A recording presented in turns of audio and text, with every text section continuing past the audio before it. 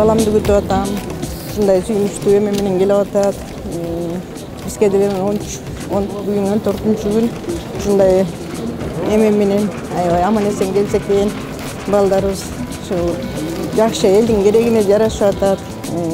Бир тууган ошо өзү менен бир тууган боордош элге жардам берип келип атат. Бизге сүйүнүчтүү.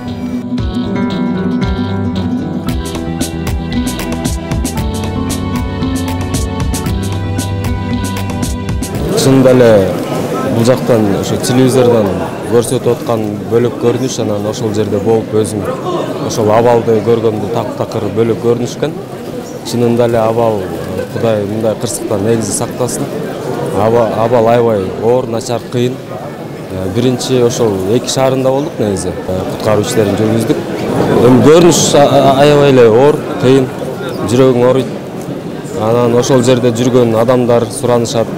Ата-энелери калып калды, ата-энелерибиз калып калды, балдарыбыз калып калды, же бир туугандарыбыз калып калды деп ыйлашып.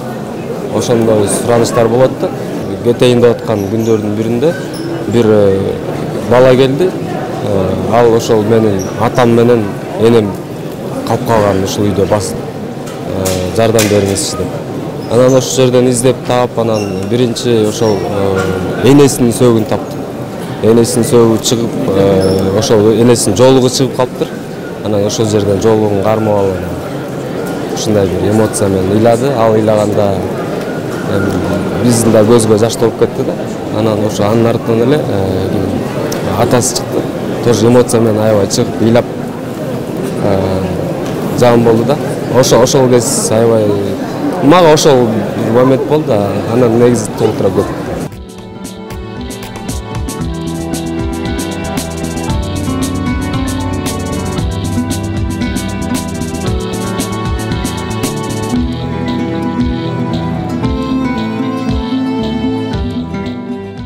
Турциянын жер титиреген бөлгөсүндө Кахраман-Марашта мобилдик госпиталь апарган.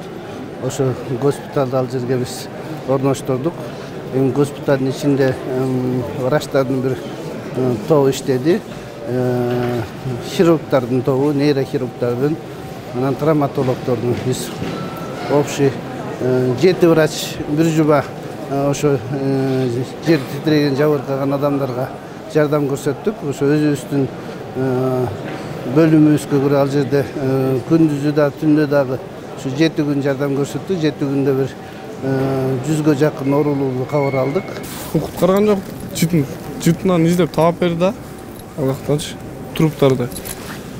Ошолордон алып 2 кишини тапты.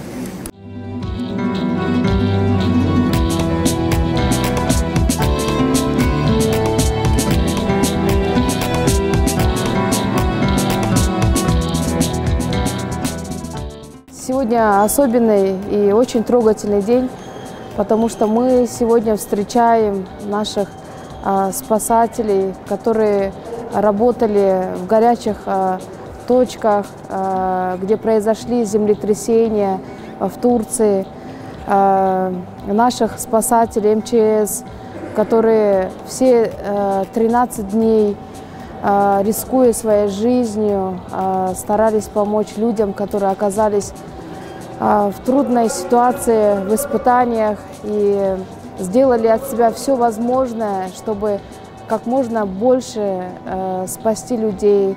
Сегодня мы встречаем наших соотечественников, спасателей, которые были в Турции. Мы очень рады, что они вернулись на родину, гордимся ими и желаем им в дальнейшем крепкого здоровья и счастья в обоих мирах.